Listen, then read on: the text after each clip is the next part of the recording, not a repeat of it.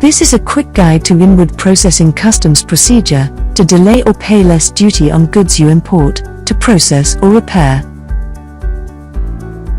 Inward processing enables imports of raw materials or semi-manufactured items to be processed for re-export within the UK without the companies requiring to pay customs tax or VAT on the imported goods. There are two distinct ways: one permits suspension of the duty, while the other requires less or delayed payment. For businesses to be applying inward processing, they must obtain authorization by the HMRC. Once you are authorized to employ inward processing, you may not have to pay customs duty or import value-added tax on items imported from outside the UK and subsequently re-exported from the UK. Following is the criteria of eligibility for inward processing authorization. You must be an established business in the UK. You must have an economic operator registration and identification number. You must check if you will require an import license. You must check if you will require a guarantee submission through HMRC. There are 10 steps which you must consider before submitting your application for inward processing. Step 1. Determine the correct commodity codes for your goods. You can use the Customs Declarations Commodity tool to assist you intuitively with this step. Step 2. Determine the valuation method for your goods if you are going to release your products into free circulation. Please refer to our guide on customs valuation methods for further assistance. Step 3. Determine the number of goods you will be importing over the period of your authorization. It will be for up to 3 years in the case of sensitive goods, or 5 years in the case of non-sensitive goods. Step 4. Determine the time duration you will require to process the goods.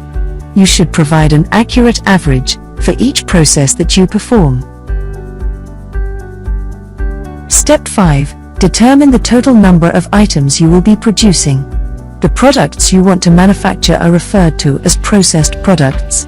Processed items are classified into 2 categories. Main processed products are the products you are applying to produce. Secondary processed products are byproducts of the processing procedure. They are not production losses, waste, or scrap. You must determine the quantity of primary and secondary processed items that you will produce. You should accomplish it through the use of the rate of yield. Step 6. Determine the rate of yield for your goods.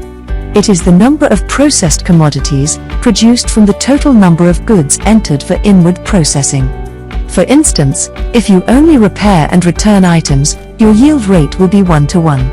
If you import 300 meters of cloth to manufacture 100 identical garments, the yield rate will be 3:1.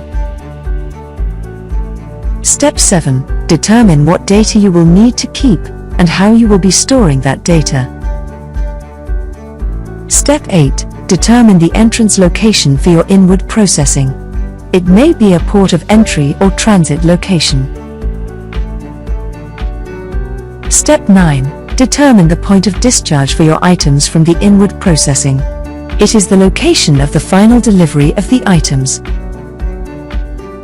Step 10. Determine the contact details of other stakeholders involved in processing your goods. For example, they could be your subcontractors.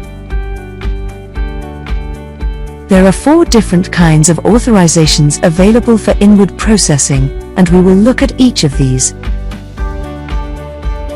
A full authorization entitles you to the following: eligibility to apply inward processing regularly. Apply simplified declarations to importing and exporting your products. Apply inward processing if you are importing non-commercial goods and you are not an established UK business. In a retrospective authorization, you may apply for authorization after importing your goods, even if you have already shipped those items. You'll need to provide HMRC with records demonstrating the following: the goods are eligible. You have a business requirement. You adhere to the required inward processing procedure. You can apply for authorization at the border in your customs declaration. You may do this up to 3 times per calendar year, for each import of goods valued up to £500,000. However, you cannot use authorization by declaration if you are importing regulated products, works of art and excise goods. Various other limitations also apply. If you work on your goods at many Northern Ireland and EU locations, you can obtain a single authorization, rather than one for each location. Filing your customs declaration is now frictionless, smoother, more reliable, and swift with customs declarations. For more information, please visit our website www.customs-declarations.uk.